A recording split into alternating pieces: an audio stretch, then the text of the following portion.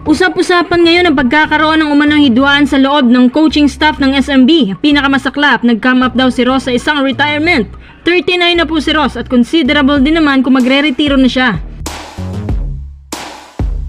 Quintin Millora Brown humanga kay Junmar Fajardo at sinabing tough guy umano ito. Isa din pala to sa mga dahilan kaya minsan na niyang naisip na gusto niyang pumasok sa PBA. Ano kayang mangyayari kapag nagtoos ang dalawang to sa court? Tara, talon tayo agad sa video.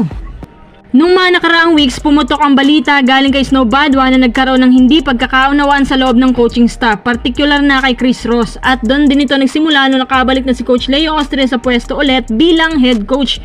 Sa mga hindi pa nakakaalam, si Ross po at Leo Austria matagal nang mahidwaan sa isa't isa. Itong si Ross, nabigyan ng SMB ng posisyon bilang assistant coach player, kaya minsan hindi sila nagkakaunawaan sa mga plays. Si Coach Galen, si Chris Ross, okay naman sa isa't isa. Ayon kay Snow Badwa, si Ross daw nagpatalsik kay Coach Leo Austria sa pwesto. Ngayon na nakabalik na naman siya sa coaching job, may ano na naman silang dalawa. Tapos nung mga nakarang araw, ititrade na lang ng SMB si Ross para wala nang sagabal kay Coach Leo Austria. Anong bago?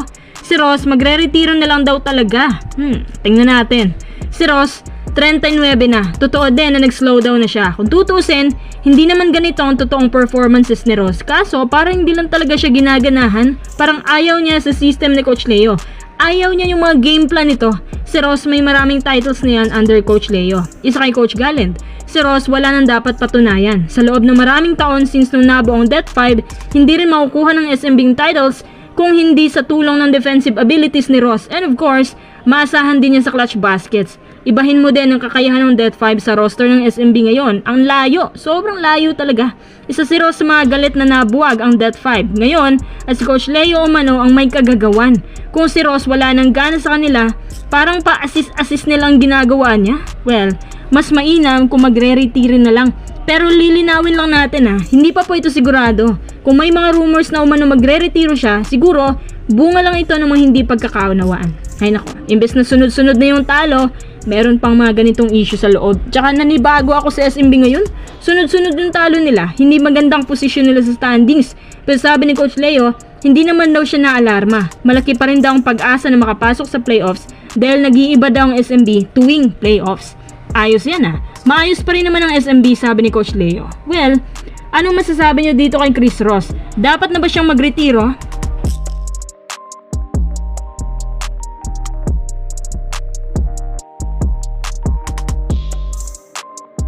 Quintin Millora Brown may sinabi kay Junmar Fajardo. Wala siyang ibang sinabi kundi magagandang remarks sa kanya. Nakikita niyo minsan sa PBA games sa sobrang hirap nga raw bantayan si Junmar, which is para sa akin, pinakamahirap na big man yan sa PBA. Bakit? Si Junmar, kapag hindi niya kaya yung kabantayan niya, lalo na kapag malalapad ang katawan, naniniko yan. Kahit sabihin mo yan kay Coach Yeng, wala daw silang pantapat sa kanya. Kailangan doblehin mo pa ng dalawang big man para mapigilan.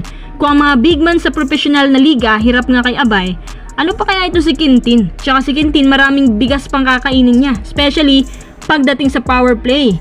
Yan kasing expertise ni Abay, master sa banggaan yan. Sa lahat-lahat na nakakabangga ni Abay, parang si Asi Taulaba lang ata yung nagpatumba sa kanya. Pero si Quintin iba din.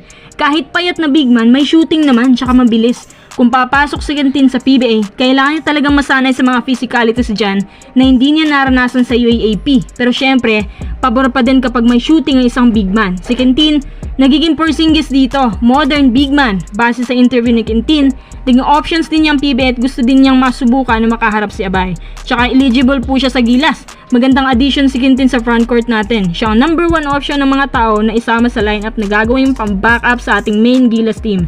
Sana, opisyal nang pumasok si Quintin sa PBA para makita at masubukan din dito sa skill set niya. Anong prediction niyo mga kuya sa posibleng paghaharap ni Quintin at Abay?